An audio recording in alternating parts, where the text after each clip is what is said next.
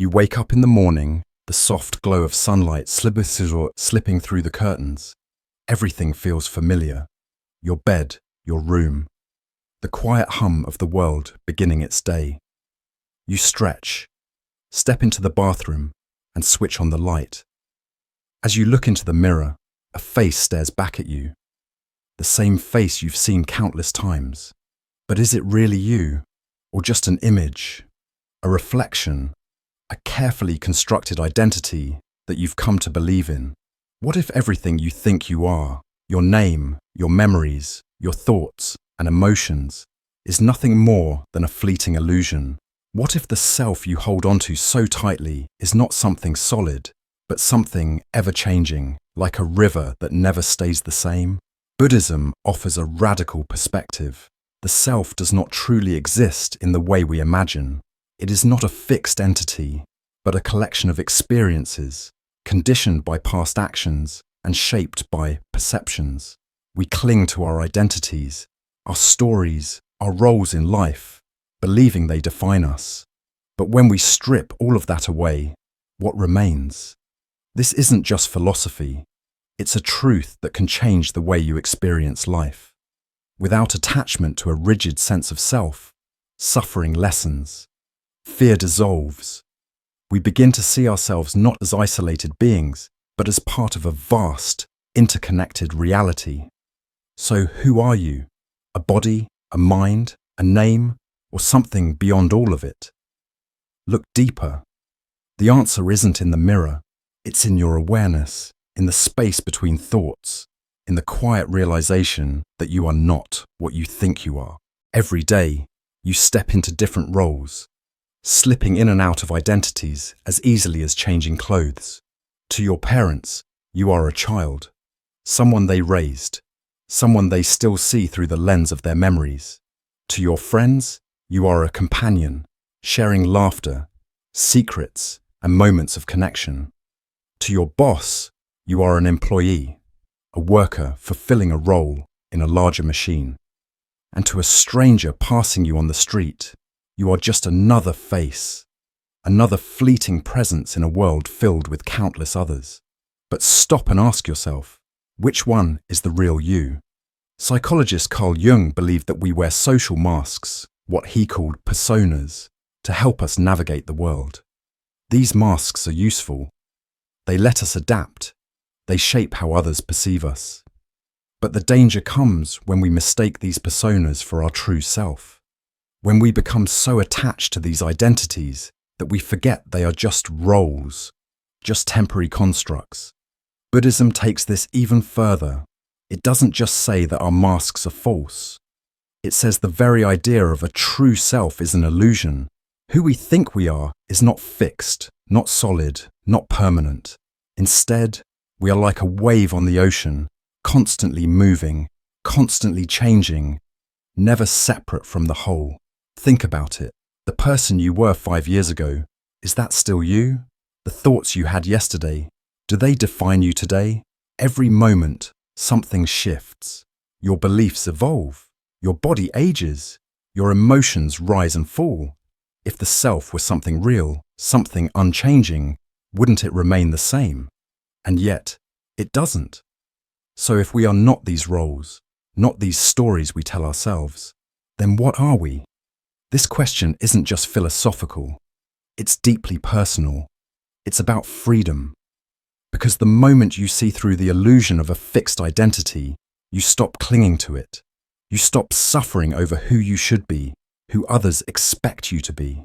You begin to experience life as it truly is, fluid, open, limitless.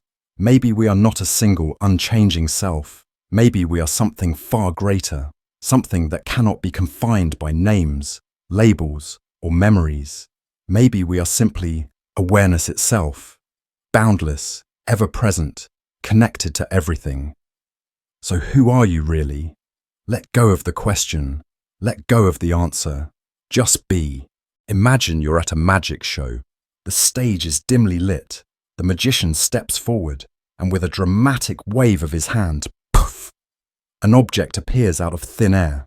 You know it's a trick, but for a brief moment, it feels real. Your mind registers the illusion before your logic catches up. Now, what if I told you that your sense of self, the you believe in, is just like that magic trick? It feels real because you experience it every moment, but beneath the surface, it's an illusion created by hidden mechanisms. Buddhism teaches that the self is not a single fixed entity, but rather a shifting collection of experiences. To understand this illusion, we turn to the five aggregates, the elements that create the illusion of identity. Form, rupa, your physical body, the flesh and bones you identify with. Feeling, vedana, the emotions that rise and fall within you, shaping your inner world. Perception, samjñā, the way your mind recognizes and categorizes the world around you. Mental formations, samskara, your thoughts, habits, and conditioning shaped by past experiences. Consciousness, vijñāna, your awareness, the observer of it all. When we look at these elements separately, something profound is revealed. There is no single, permanent you. The self is not a thing, it is a process, a stream of changing sensations, thoughts, and perceptions, appearing moment by moment like frames in a movie. Think about it. Have you ever felt like a completely different person at different points in your life? One day, you're confident, the next, you're uncertain. One moment, you feel joy, the next, sadness washes over you. If the self were real and unchanging, shouldn't it always remain the same? But it doesn't. Just like a wave in the ocean, it rises and falls, shifting constantly. This realization isn't meant to unsettle you. In fact, it's liberating. When we stop clinging to a fixed identity, we stop suffering over who we think we should be. We let go of the fear of change, the anxiety of losing ourselves. Instead, we embrace the fluid nature of existence, moving with it rather than resisting. So, if there is no fixed self, then what are we? We are not separate beings, but part of a vast, interconnected reality. Like a ripple in a river, we exist as a momentary expression of something far greater. The moment we stop searching for a solid I and start embracing the present, we begin to see the world and ourselves as they truly are. The magician's trick is revealed, the illusion disappears, and in its place there is only awareness, boundless, ever-changing, free. Let's try something together. Close your eyes for a moment. Take a deep breath in and out. Now, just observe. A thought appears. Maybe a memory from the past, something that happened years ago. Then another, perhaps a worry about the future, a reminder of something you need to do. And then, out of nowhere, a completely random thought, like what you're going to eat for dinner. Now, pause and ask yourself, who is noticing these thoughts? If you were truly your thoughts, then who is the one observing them? Who is aware of these shifting images, these fleeting emotions, these endless mental conversations? Buddhism teaches that consciousness is like the open sky, vast, limitless, untouched. Thoughts, on the other hand, are like passing clouds. Some are light and wispy, others dark and heavy, but none of them ever truly define the sky. They simply come and go. Yet most of us don't live as the sky. We live as the clouds. We attach to our thoughts, identify with them, and believe they are who we are. A negative thought appears, and suddenly we feel like a failure. A painful memory resurfaces, and we relive the suffering all over again. A fear arises, and we become trapped in its grip. But what happens when we step back? What happens when we stop identifying with the passing clouds and start resting in the sky itself? Freedom. When you no longer mistake your thoughts for your true self, suffering begins to lose its hold on you. You realize that no matter how chaotic your mind seems, there is always a deeper stillness beneath it, a quiet presence that simply observes without judgment. This is what Buddhism calls awareness, the part of you that watches but is not affected, the space in which everything arises and fades away. You are not your thoughts. You are not your worries. You are not your past. You are the awareness beneath it all, timeless, boundless, free. So the next time a thought arises, good or bad, don't fight it. Don't cling to it. Just watch it. like a cloud drifting across the sky. And remember, no matter how many clouds appear, the sky is always there, untouched, waiting in its infinite vastness. Nothing stays the same, not your body, not your mind, not even the emotions you feel right now. Everything is changing, moment by moment, whether we notice it or not. Look at a river. On the surface, it may seem steady, familiar, but the water is always flowing, never still. You could step into it twice, but it will never be the same river. The water that touched your skin a moment ago has already moved on, replaced by something new. This is not just the nature of rivers. This is the nature of everything, including you. Buddhism calls this Anicca, or impermanence. It's the understanding that all things, our thoughts, our relationships, our joys, and our sorrows, exist in a constant state of change. Nothing is fixed. Nothing is permanent. No moment can ever be held onto forever. But here's where suffering begins. We resist this truth. We cling to what feels good, hoping it will never leave. We fear what feels painful, hoping it will never come. We try to hold on to time, to freeze moments, to keep things exactly as they are. But the more we grasp, the more we struggle. Because life does not stop for anyone. The people you love will change. Some will grow closer, others will drift away. The dreams you chase may one day no longer excite you. The version of yourself you are today is already different from the one you were yesterday. And no matter how much we try to control the world around us, it will continue to move, with or without our permission. So, what happens when we stop resisting?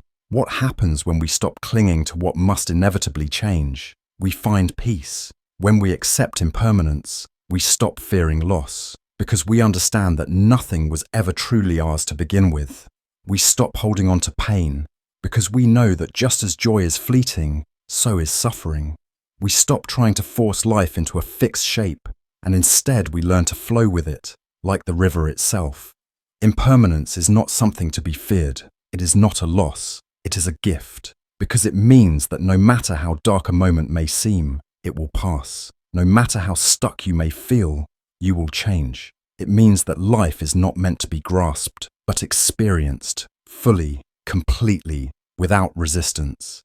So let go, let things come, let things go. Let yourself be like the river, flowing, adapting, always moving forward.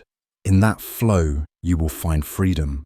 What if the key to happiness isn't found in gaining more, but in letting go? We spend so much of our lives chasing success, chasing love, chasing security, always believing that if we just had a little more, we would finally be happy. But what if true happiness isn't about holding on, but about releasing?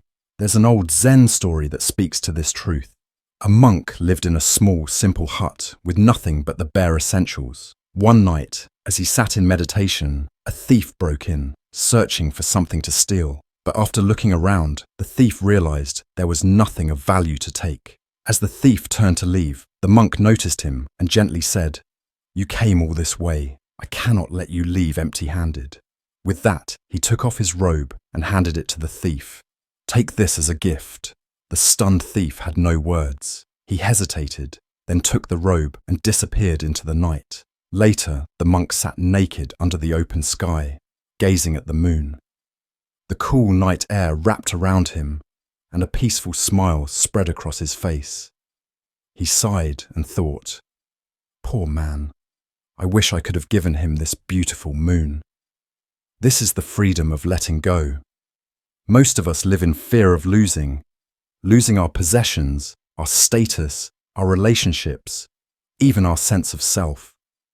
We hold on tightly, believing that without these things, we would be incomplete. But Buddhism teaches that the more we attach, the more we suffer. Because the truth is, nothing truly belongs to us. Not our belongings, not our identities, not even the people we love. Everything in life is borrowed, and one day we will have to give it all back. When we realize this, something incredible happens. We stop fearing loss. We stop chasing happiness in things that were never meant to last. And in letting go, we don't lose anything. Instead, we gain something far greater. We gain freedom. The monk in the story had nothing, yet he was the wealthiest of all. Why? Because his happiness was not tied to anything external. His joy came from within, from an unshakable peace that no thief could ever steal. So ask yourself, what are you holding on to? What fears keep you clinging? What would happen if you let go, just a little? Maybe happiness isn't something we achieve. Maybe it's what remains when we stop grasping. When we release the weight of attachment, when we embrace the simplicity of the present moment, we step into a freedom that cannot be lost. Like the monk under the moon, we realize we already have everything we need. Imagine moving through life with nothing weighing you down.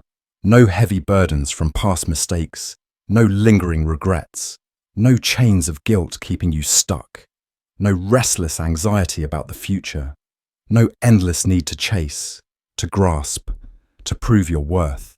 Just movement. Fluid, effortless, free. This is what Buddhism calls nirvana. Not a distant paradise, not an escape from reality, but a profound state of peace that arises when we finally see things as they truly are. Most of us live tangled in illusion. We believe we are our past, defined by our successes and failures. We believe happiness lies in the future, just beyond our reach. We believe love means possession, that security comes from control, that we must hold on tightly to the things we care about. And in this clinging, we suffer. But nirvana is not about running away from life. It's about engaging fully, but without attachment.